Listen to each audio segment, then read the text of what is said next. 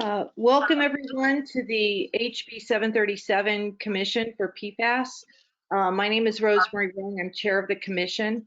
Want to welcome everyone, and we are not at a quorum as of yet. So items on the agenda that require a vote, I'll delay that until we get more people.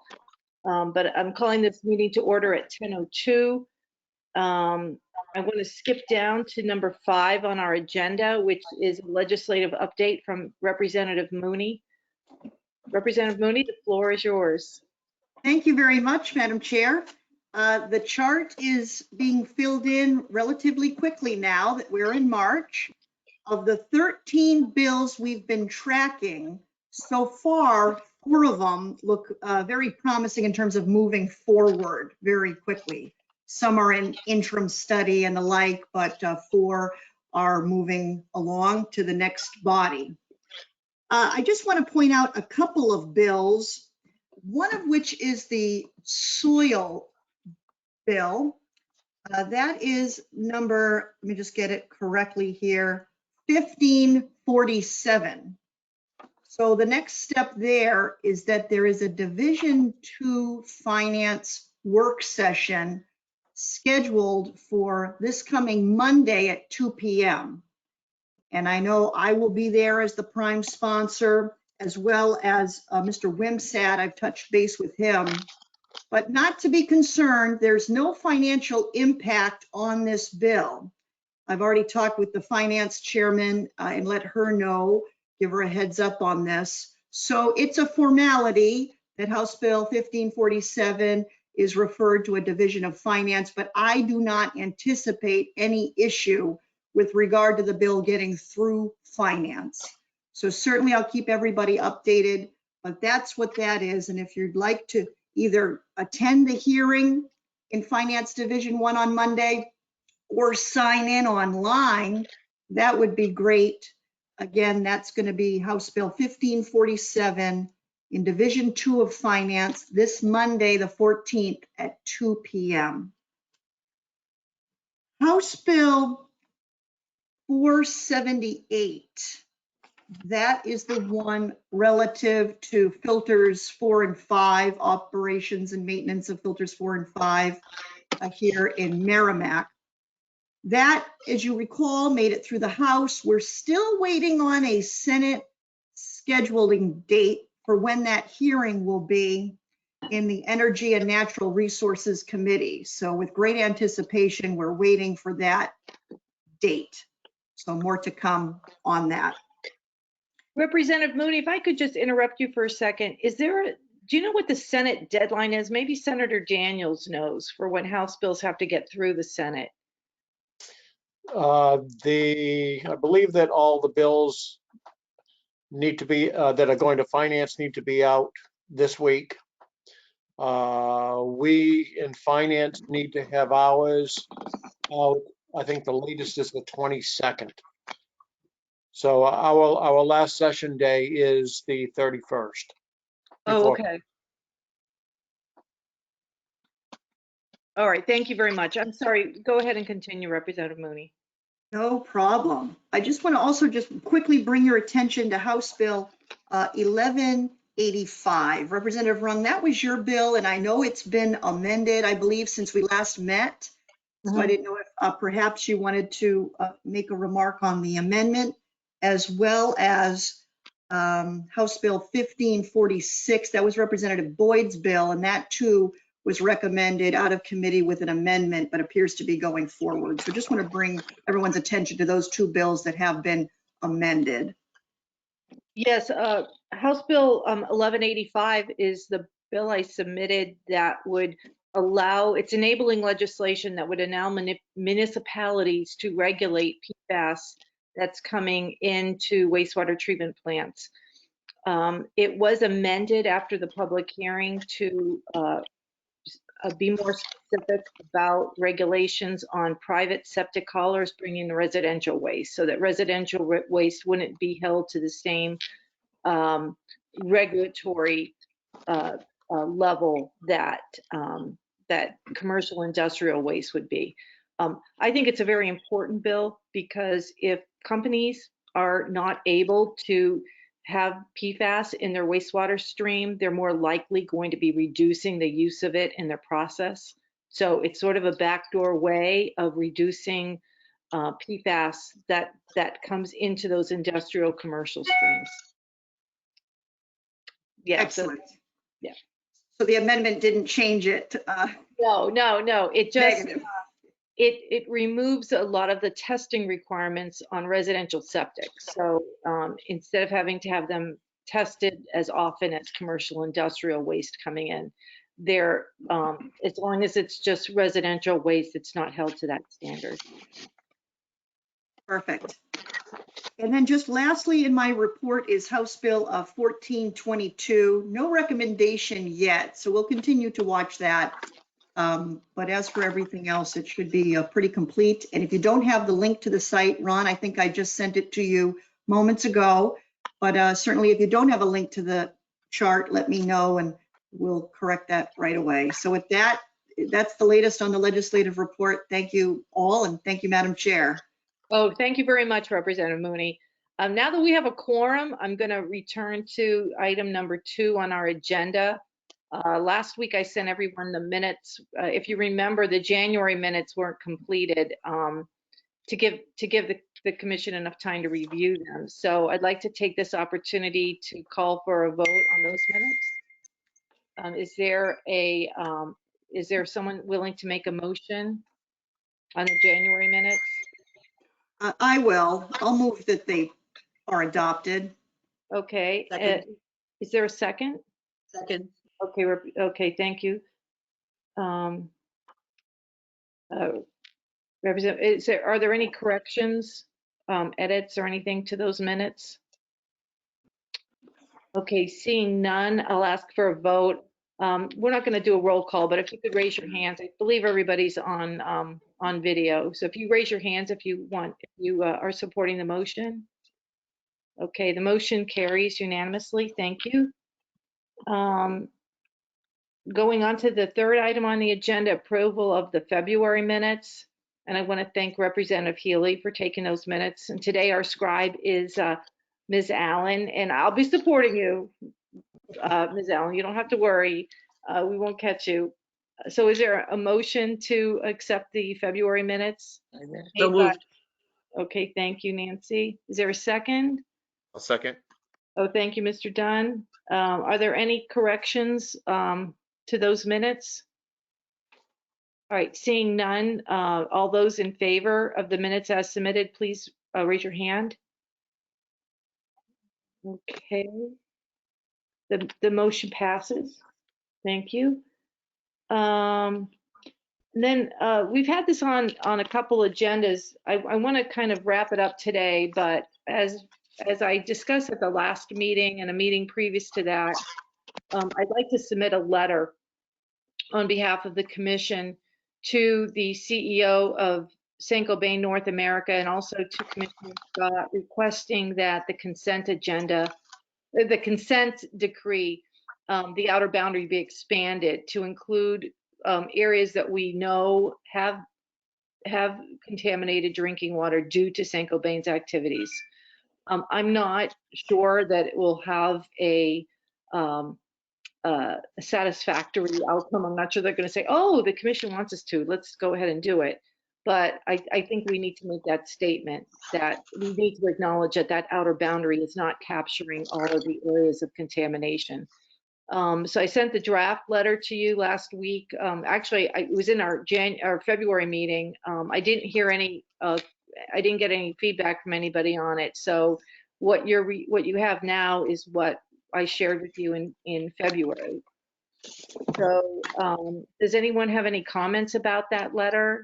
Any changes, any concerns about it being mailed out? Okay, seeing none, so my plan is to get a motion to approve the letter as submitted. I'll work with House Committee Services to get it typed and mailed out. I'll work on that next week. And I'll sign it as the chairperson of this commission. So that's my plan. Are you moving that, Ms. Murphy? So moved. Yes. I'll All right. second it. Okay, Mr. Dunn seconds it. Okay. All those in favor, please raise your hand. Okay, and anyone opposed? Any abstentions? Okay, yes, I expected that, Mr. Wimsatt. Okay, so, but the motion passes, so thank you very much. Going on now, we're up to DES update. Mr. Wimsatt. Thank you, Madam Chair. Good morning. So the update for this month, as far as activity goes, you know, the main thing we've been working on is we're actively engaged in ongoing negotiations to resolve, you know, individual homes being provided with alternate water within the consent decree area. And, you know, I'm not able to report that we're there yet, but I'm very optimistic that we're going to be coming to convergence on that soon. So I'm hoping that by the next meeting, we'll have something more concrete to report on that. As far as water supply sampling goes, as reported during the last month's meeting, Bane has presented, you know, their work plan for residential water sampling in 13 addenda, and I provided the statistics associated with that at the last meeting. Last week, Bane submitted an addendum 14, but then they retracted it because they want to amend it. I think they want to add additional homes for sampling to it. So, so we're waiting for that addendum to be submitted. But the statistics that I have are still updated because we do get a biweekly report from Golder with respect to you know, where they're at in terms of the totals. So how many properties, the number of properties identified for sampling remains the same as the report from last time because we don't have the new addendum yet, and that's 3,644. But there are some changes to the number of access agreements. 3,468 access agreements were sent out, and the return rates ticked up a little bit to about 68%. And we do that number represents about 64 more than I reported during the February report. And then 2,155 samples have been collected from water supply wells in the region. And that represents 57 more than the February report. And then 955 properties have been offered bottled water, and that's 8 more than the February report. Now, the majority of properties within the CD area have been addressed by the work plan and the addenda that have been submitted. There remain about 200, maybe a little more than 200 properties in the CD area that have not been sampled. And that number excludes about 300 disputed properties that are inside the CD area, but they're located within buffer zones that Bane has identified as areas that they think could have been impacted by other specific sources of PFAS in those areas. So that's an area we're not necessarily in step with them on that. We're working to try to resolve that. So that's something that I'll, you know, hope to, you know, be able to report on soon, you know, later in terms of how we get those properties sampled and get that accomplished. We expect that the remaining properties that are not in dispute, that 200 or so, will be addressed in a few additional addenda that would be submitted over the next few months. Additionally, just to be clear, and I've mentioned this before, there are numerous property owners that declined to have their wells sampled, who were identified, were offered the opportunity on at least 2 occasions to have their wells sampled, and have declined to have that done. So at some point, presumably in the future, they could choose to be sampled.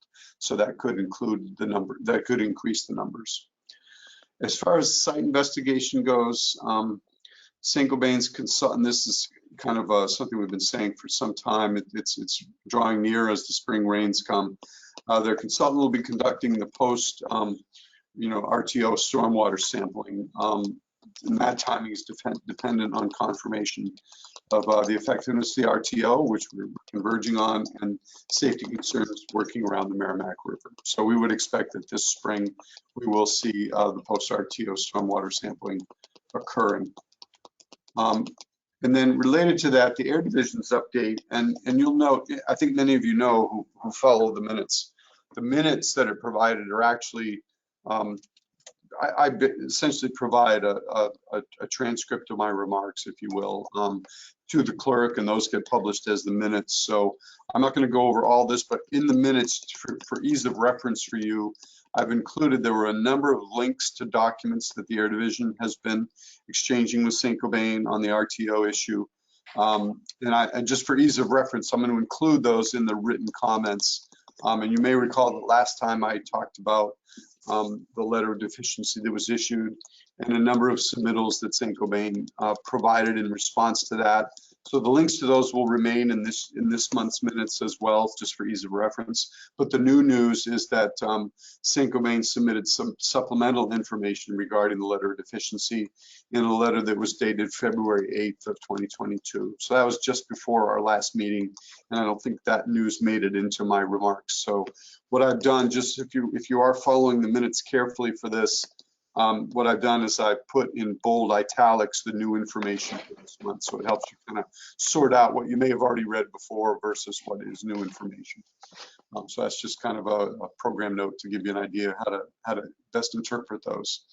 Also, so we reviewed those submittals along with the monitoring plan since March of 2020. And there are a bunch of responses that I outlined last time.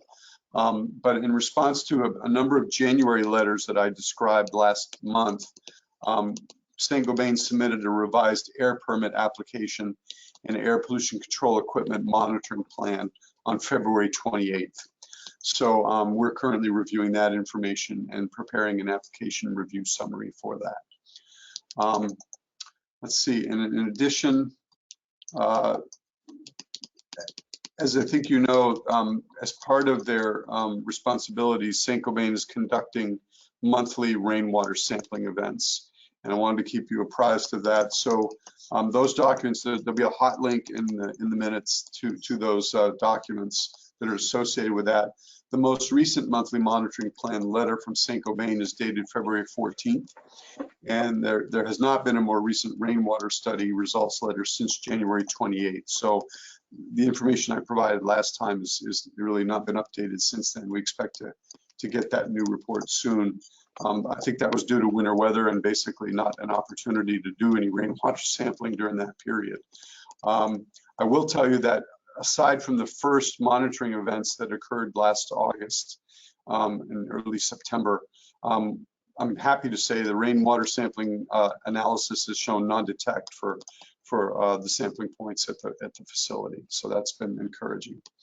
And as I mentioned last time, we also conducted an inspection of the facility on January 6th to review the on-site records pertaining to the use of the bypass stack and the RTO. And the department has requested and received information as a follow-up to the inspections, but a final report on the inspection has not been finalized by DES as of today's date. I would expect that probably by our next monthly meeting, we'd have a link to a finalized report on that. And then so as a result, and again, as reported last time, as a result of initial comments from the department to Saint-Gobain on the stack test report from the September 2021 stack test, BAR Engineering submitted a revised stack test report on January 31st.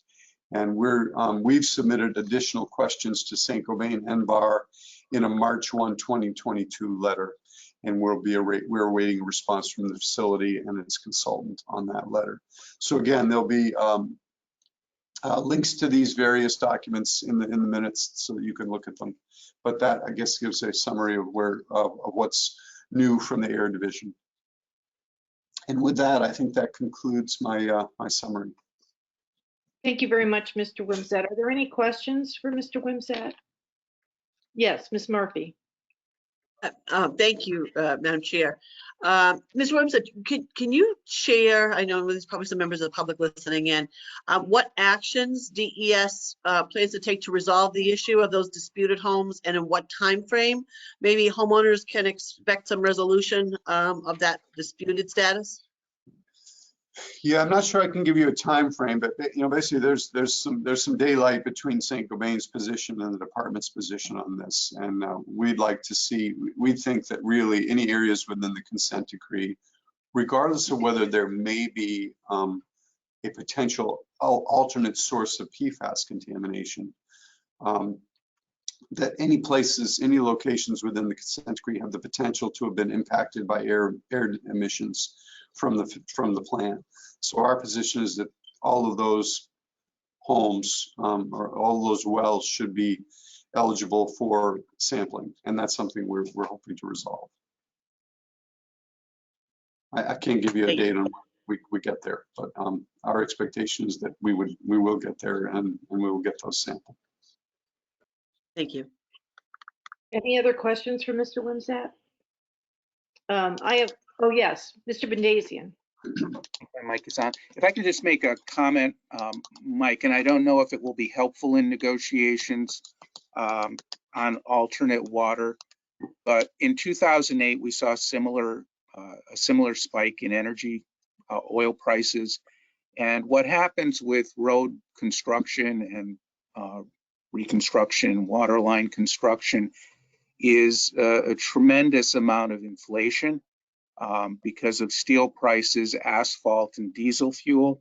And while diesel fuel can come down, as we saw, in the last 14 years, those other prices never seem to come down. And I know in our town, and I'm sure our other towns in this group are going out to contract now. Hopefully they can extend some contracts, but if St. Gobain is going to do work that involves putting a shovel in the ground, those costs are going to go up tremendously for every day of delay that we see. So just passing that along. I know all our communities are going to be struggling with road maintenance costs as we go forward this year. Yes, thank you. I appreciate that. Are there any other questions? Oh, Senator Daniels. Thank you. I'd like to follow up on Ms. Murphy's question to Mr. Wimsatt. So many have already allowed testing of the wells, and you've got those 200 that have not. Is there any kind of a deadline for those that have not to give permission for testing to be done? Otherwise, they would not be part of any kind of remediation?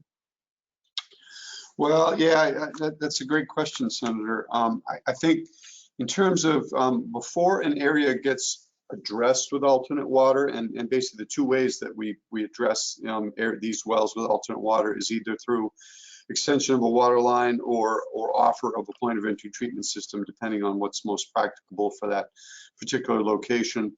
I think up until something like that is resolved, any of these folks would be could potentially asked to have their wells sampled, and would have an expectation that St. Gobain would be required to do that. But it's a great question you asked. So what happens is once we get to a resolution, once we get a proposed remedy that provides alternate water, whether that's a water line or a point of entry treatment system, there is an expiration date, if you will. So once the water line goes through and the connections are offered and made, or the point of entry treatment system is offered, and then those who accept it get it installed, generally there's been an agreement that once you get past a certain date, and we did this in Litchfield, we had to write to people who weren't responding, and we said, look, you have until such and such a date to decide that you want this, but after that, you're not going to be able to come back 2 years later and say, oh, well, now I want a connection, or now I want a POET. So there is a deadline on that. I don't think we've interpreted it to mean the deadline on sampling, but presumably once a remedy for your neighborhood has been addressed, then that you're going to end up in a place where you're not able to come back and ask for assistance. Just to follow up, is there any reason why that testing couldn't be done? Why are we waiting until the infrastructure comes in and then decide you're going to ask testing as to determine that somebody has a bad well or doesn't have a bad well? It just seems like if we do the testing of the wells first, that we can get past that phase, and then sure, we would know whether to that something needs to be done, whether it's bottled water or connection or whatever. So I don't know the reason for waiting. for the infrastructure to be laid? No, to be clear, so that it's a little confusing because there are a few different categories of wells here. So there are about 200 or so wells where the offer to do sampling has not occurred yet. Saint-Gobain has been doing that through an iterative process where they identify wells based on the data they got in their last round. We expect that with the submission of a couple more addenda, all the folks who have never been offered a sampling will be offered sampling, and with exception of those buffered areas we talked about, and that sampling will get done. So it's our hope over the next few months, everybody where we're not disputing it will have been offered an opportunity to be sampled, and if they want to be sampled, they'd be sampled. The problem we have is there are literally about 1,000 well owners in the consent decree area who have been offered the opportunity to have their well sampled and have declined to have it sampled. And so, we obviously, Saint-Gobain's not in a position to force their way into the home and obtain a sample. They only do it with consent, right? So what I was trying to answer, I thought what your question was, for those folks, is there a deadline for them to say they want to be sampled? And like I said, I think until a remedy is determined for their neighborhood, we would welcome them coming in and requesting to be sampled. And in fact, the communities have been great on this. They felt that maybe if community leaders, if their town sent them a letter encouraging them to be sampled, that maybe they would be more comfortable and be willing to accept that. And I know that the towns have done that, but I don't honestly know how successful that was. It's hard to say what reasons people might have for not wanting to be sampled. It may be that some of them already have their own home treatment systems and they just don't want to be bothered. I don't know the answer to that, but we can't make we're not in the business of breaking into people's homes and taking samples. If they don't want to be sampled, they don't have to be sampled. Understand. Thank you. Mr. Dunn? Thank you. Mike, is there any kind of update on the short-term solution for Monadnock?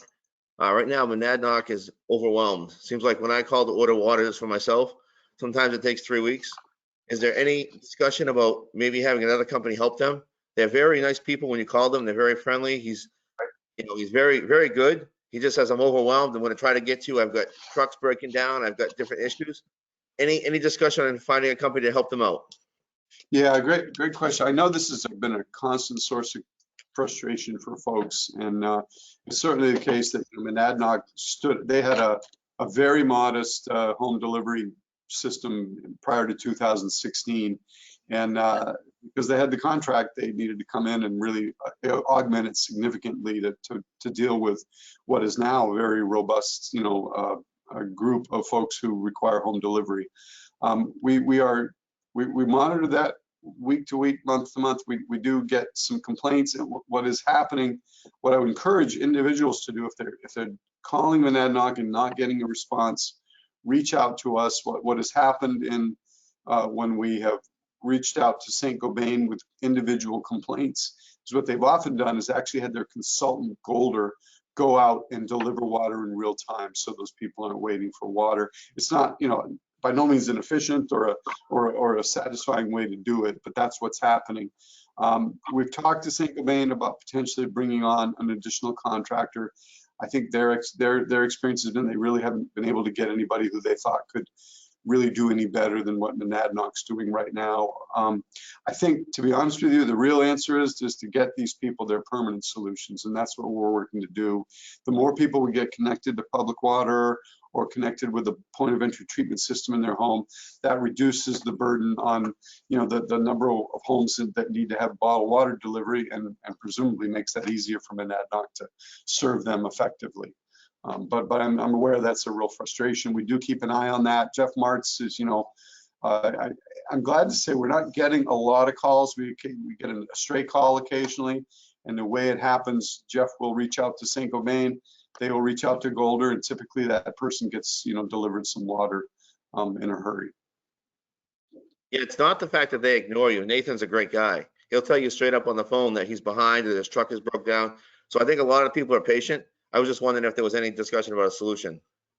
Yeah, no, I think it's a real problem because getting drivers and these days is a very difficult thing. Everybody's having trouble hiring people for any variety of positions, and truck drivers is a particularly difficult one. And that whole business really relies on drivers. So, but no, again, we've explored the idea of getting additional contracting, and that doesn't seem to have worked out. Thank you. Okay, any other questions for Mr. Wimsatt? I have a few, Mr. Wimsatt. One is regarding the disputed wells.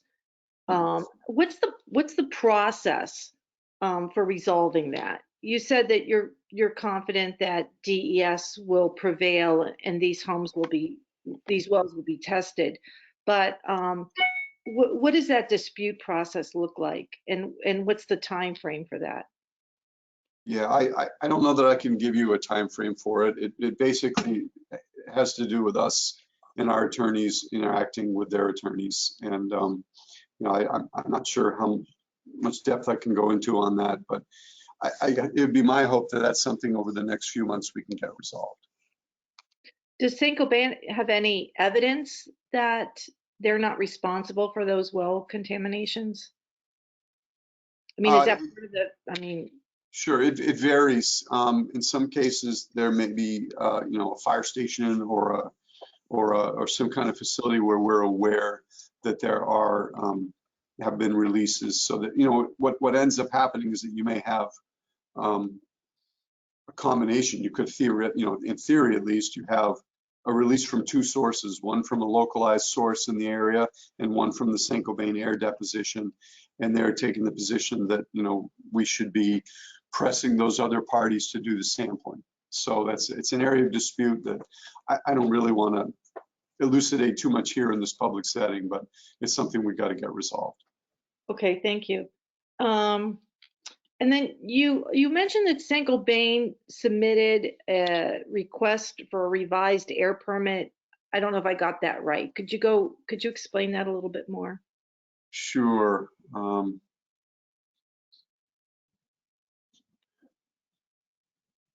Yeah, okay. Yeah, sorry. And again, bear with me. I'm not the air expert. So this is information that Kathy Bean, who is the expert, has provided to me for this update. But basically, as I outlined on our last meeting, we sent about 3 letters, I think, from December and 2 in January, requesting additional information for their application and their monitoring plan. And so in response to those letters from DES, Saint-Gobain submitted a revised application, which included that additional information. And again, that submittal came in on February 28th. So that wasn't in play during our last meeting. So that's the new news.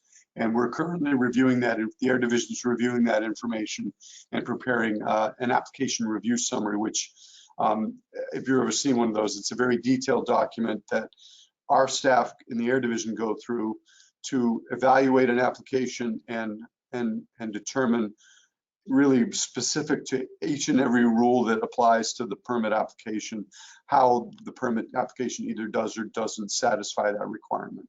So that can be really helpful. It's pretty dense reading. It can be many pages in some cases, but if you're really interested in understanding how the permit complies with current law, that application review summary will give you a blow-by-blow detailed analysis of each requirement. And that's something that the Air Division staff are currently working on. Okay, thank you. And then one more question is, you mentioned that there's 8 more residents on bottled water compared to the February number.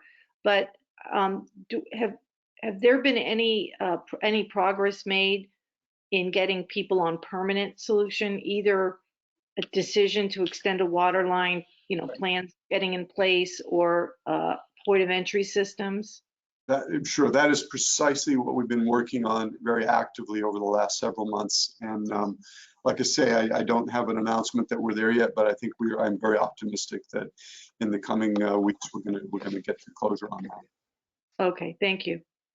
Any more questions for Mr. Wimsatt? All right, thank you very much, Mr. Wimsatt. And then we're very happy to have Ms. Abigail Rogers sitting in for Dr. Bush today. So Ms. Rogers, do you have an update from DHHS that Dr. Bush passed on to you? I do. Thank you, Representative Rung. I'm happy to join you today in Katie's place. I have a brief update. I can start with the information that I have regarding the Merrimack cancer investigation. The department continues to convene our cancer concern review team to look at cancer data more closely for determining our focus for the next steps of gathering the information from people related to residential history. At this point, we are still waiting to, for our team to convene on next steps for that. Just to let the commission know, Katie wanted me to share that we're working as diligently as possible to get that information gathered. But we are hampered a little bit by the fact that we don't have a cancer epidemiologist in position yet. We're working on that very closely, but that just to share that with the commission. And I have some general updates from Katie about PFAS outreach and education initiatives. DHHS will be launching an updated website in May. It will include a dedicated page for PFAS related information. The included resource will be both from state and federal partners, which include New Hampshire DES and ATSDR. In April, DHHS will join DES as part of a panel discussion on PFAS at the Northern New England Nurse Practitioners Conference. This panel is being organized by Peg DiTullio, who is a member of the SB 85 Commission, which looks at environmentally triggered chronic disease. And Nancy Murphy will also participate as a community partner. The department continues to receive questions from the community about blood testing, insurance coverage, and available labs. We respond to these concerns in a direct and timely manner with the information that we have available. The DPHS and DES, Environmental Health Integration Team, has formed a subgroup to discuss coordinated messaging on these topics so that we are able to share the most relevant and accurate information with the stakeholders in the community. We often point to the existing guidance that for clinicians that ATSDR has put out, as well as a new Department of Insurance fact sheet. And so when we have our new website up with our dedicated page of PFAS resources, we're also going to have all of our PFAS related resources, including those that we have put out related to provider communication. So that's the update that Katie had wanted me to deliver today. Thank you very much. Are there any questions for Ms. Rogers? Yes, Ms. Murphy. Oh, thank you. Thanks, Abby. Just two questions. Do you know how often that team is going to meet, or when they plan to convene to start? Because I know we're getting phone calls. I know Laureen certainly has. I know I have. I mean, I've had them from Canada and people that have moved out of our community, so have not been counted or diagnosed in either other countries or other states. I just want people are wondering too, when will that team convene? And then you said the epidemiologist is not on board yet. Is that like a position that has to be hired for, or is there just somebody not assigned to that yet? We have an open position for a cancer epidemiologist. As you may know, Karen Craver was doing some of that work, and she's now at DES. So we've been actively recruiting for that position for a number of months, and are actively looking for someone to fill that role. So any delays and any of the information that we have related to the epidemiology related to cancer, we're working very hard to get that. We certainly work with outside partners in the meantime to try to get that information and work as closely as we can. As far as the, I'm not sure when that group that you discussed is going to convene. I mean, the cancer concern team meets monthly, if not, twice a month if needed. And certainly, if there's an issue that comes up that needs immediate attention, we will convene a meeting for that. But we meet regularly on that. Thanks, Abby. You're welcome. Okay, any other questions from Ms. Rogers? Ms. Rogers and Mr. Wimsatt, I don't know where he went, but if you could submit your comments to Ms. Allen and myself to be included, pretty much we just copy and paste them and put them in the minutes. That would be great. Thank you. All right. Next on the agenda are subcommittee. Are there any subcommittee reports? Mr. Badazian, I did, no, okay. We kind of need to refresh the subcommittee. So what I took the liberty, I didn't hear from anybody except I think Mr. Dunn. Thank you very much for your reply. But I did just put together a straw man of subcommittee assignments. The environmental subcommittee pretty much stays the same, I believe, with Mr. Bendazian chairing it and Mr. Ayotte, Representative Cretion, and Mr. Wimsatt on that. The health subcommittee is Ms. Mesmer chairs that, along with Dr. Bush, Ms. Costello, Ms. Murphy, and Dr. Woods. And then communications, which is one that we really need to get regrouped because we've lost a couple members. I've asked Ms. Allen to chair that, but I'm going to leave it up if the subcommittee meets to, if they want to have a chair, they can pick someone else if they want. And also Ms. Murphy, Mr. Dunn, Ms. Weber. And also we are in the process of soliciting names for someone to replace Ms. Paradise.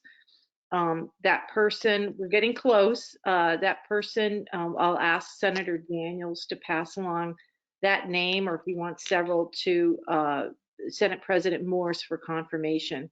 But that's the process for appointing that person to the commission. It's someone who's nominated by a senator on the commission, and then it's confirmed by the Senate President.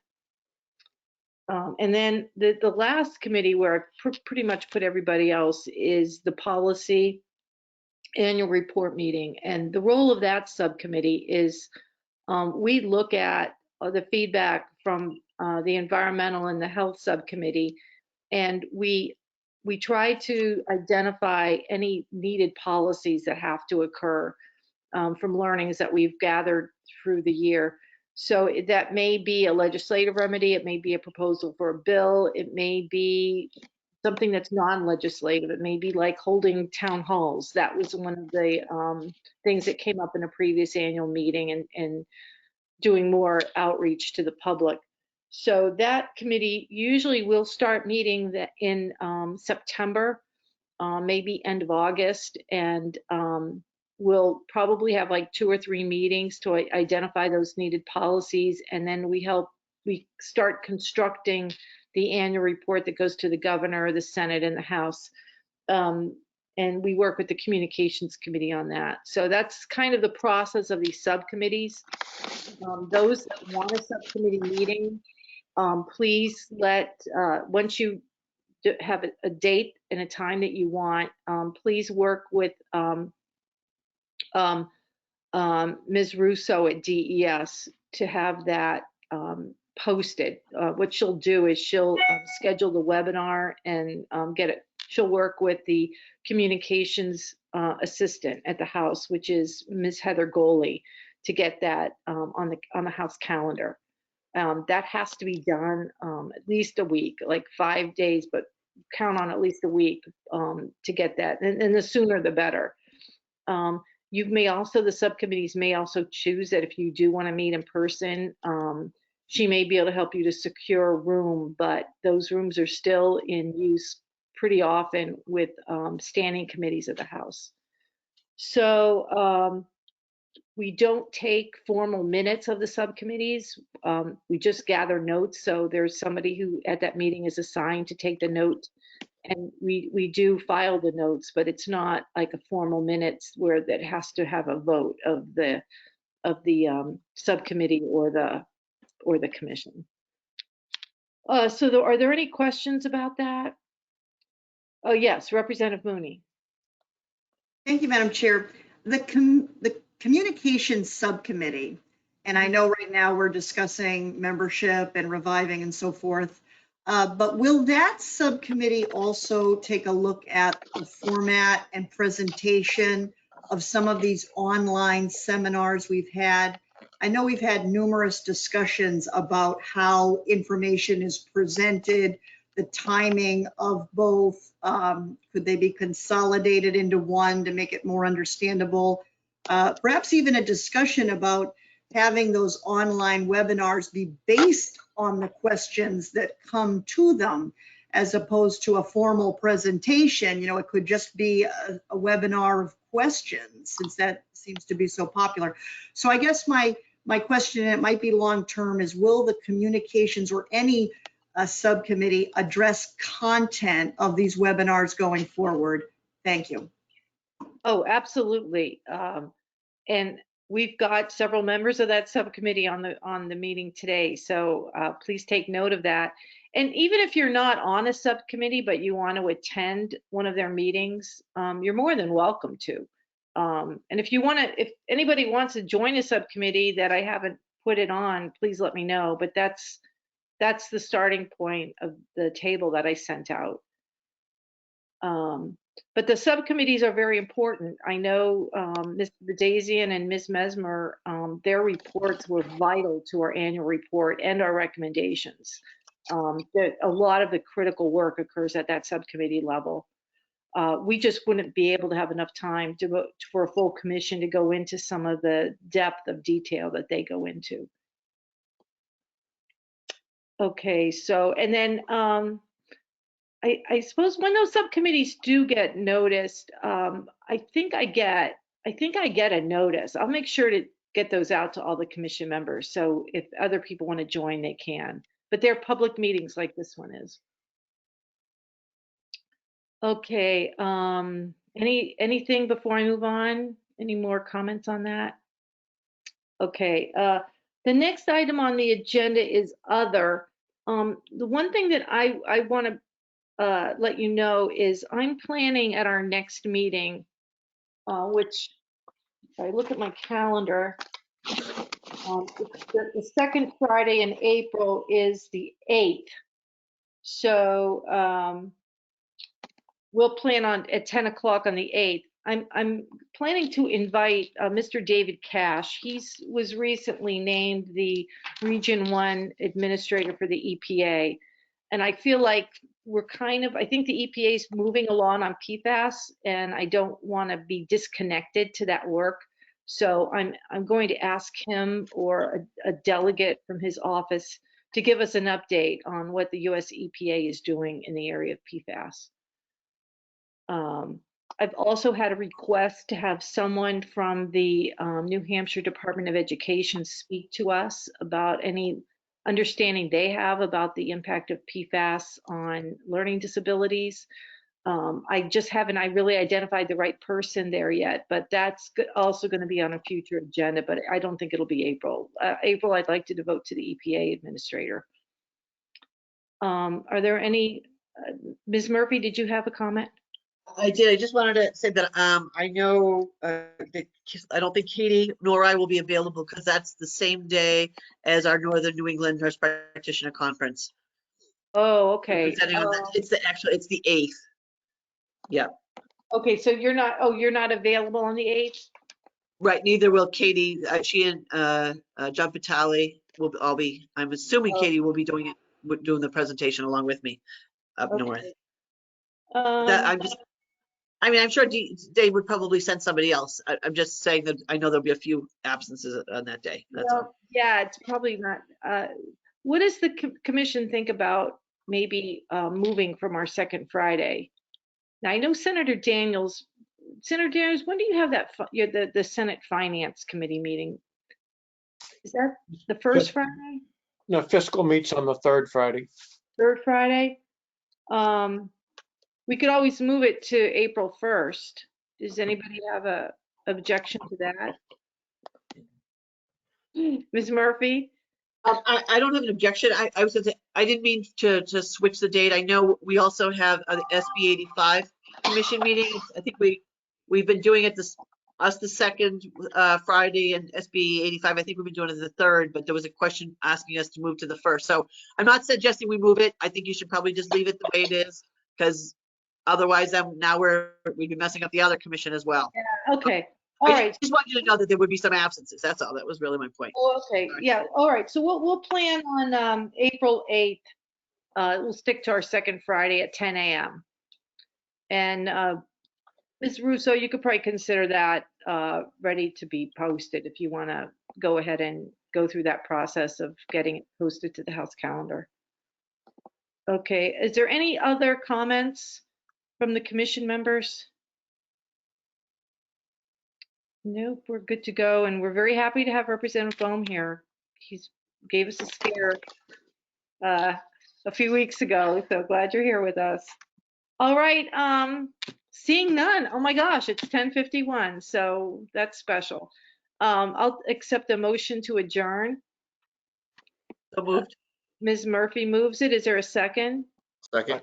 Okay, second. All right, second from Representative Healy. Or all those in favor, just raise your hand. Motion passes. We are adjourned. Thank you, everyone. Have a great weekend. Bye, everybody.